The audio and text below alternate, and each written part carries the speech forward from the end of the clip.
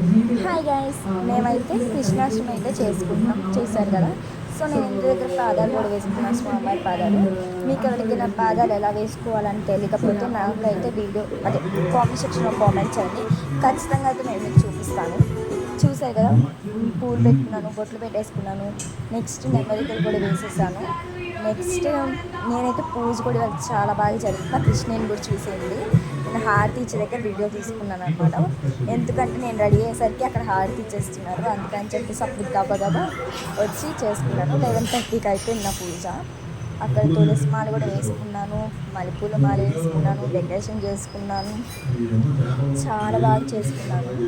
మీ ఇంట్లో కూడా ఇలా పూజ చేసుకుంటే నాకైతే కామెంట్ సెక్షన్లో కామెంట్ చేయండి. మేమైతే ఇదే ఫస్ట్ టైం అనమాట చేసుకోవటం. నేనైతే గోపికలాగా రెడీ అయ్యాను, అంటే రాధాలాగా రెడీ అయ్యాను. చూశారు కదా, నేనైతే రాధాలాగా రెడీ అయ్యాను. నాకైతే చాలా బాగా నచ్చింది రాధాగా రెడీ అవ్వడం. నెక్స్ట్ మా ఇంట్లో పూజ చాలా బాగా చేసుకున్నాను. నా యొక్క డెకరేషన్ నేనే చేశాను అనమాట. చూశారు కదా, నా నా గెటప్ అయితే మీ అందరికి నచ్చితే నా కోసం కామెంట్ సెక్షన్లో నైస్ అని పెట్టండి. నేను డ్యాన్సెస్ వీడియోలో మీకైతే కనపడే ఉంటుంది. సో మనబడి మరి మీరు కూడా చేసుకొని ఉంటారని చెప్పేసి నేను అనుకుంటున్నా. ఎవరైనా చేసుకుంటే నా కామెంట్ సెక్షన్లో కామెంట్ చేయమని చెప్పాను కదా. మా కృష్ణయ్యని అయితే చూడండి ఎంత బాగా చేశాను. డెకరేషన్ బాగుంటే నైస్ అని కామెంట్ చేయండి.